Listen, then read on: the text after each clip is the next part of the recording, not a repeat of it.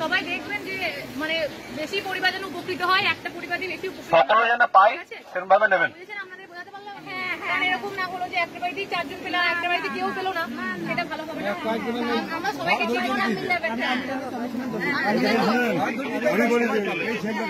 কারো বাড়ি 5টা ছেলে আমরা দিয়ে দিচ্ছি, কাউকে দেওয়ার দরকার নেই, আমরা দিয়ে দিচ্ছি, আমরা আছি, আমরা সকলকে দিয়ে দেবো।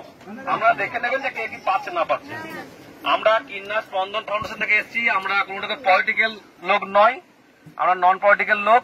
আমাদের একটা স্বেচ্ছাসেবী সংস্থা, আমরা এই কিছুজন ছেলে মেয়ে কাজকর্ম করি। তো আপনাদের জন্য সামান্য কিছু খাদ্যদ্রব্য এনেছি, আপনারা সকলে যেন পান সেভাবে নেবেন। ধন্যবাদ।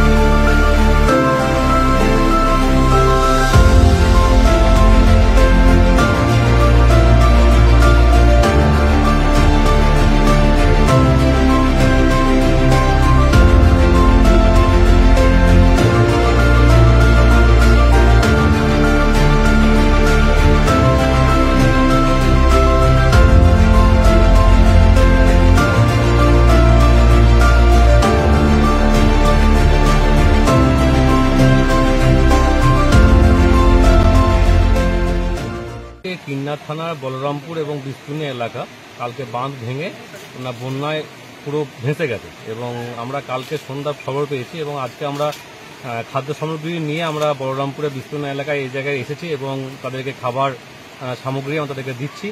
আর মানুষ খুব অসহায় হয়ে আছে এবং তাদের ফোন নাম্বার, আমাদের যে যোগাযোগ নাম্বার স্পন্দনের আমি দিয়ে গেলাম, কিছু প্রয়োজন হলে যাতে আমাদের ফোন করতে পারে, যোগাযোগ করতে পারে।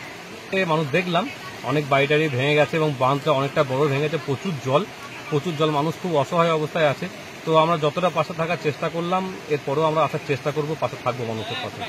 দেখুন, আগামী দিন বলতে আমরা আজকে যা সামগ্রী খুব তাড়াতাড়ির মধ্যে নিয়ে এসেছি, আমরা কাল পরশুর মধ্যে আবার আসার চেষ্টা করব এবং এসে মানুষের যাতে পাশে থাকতে পারি, কেননা জলে বিস্তীর্ণ সব ঘরবাড়ি ভেঙে গেছে, যাতে রান্না করার মতো কিছু নেই।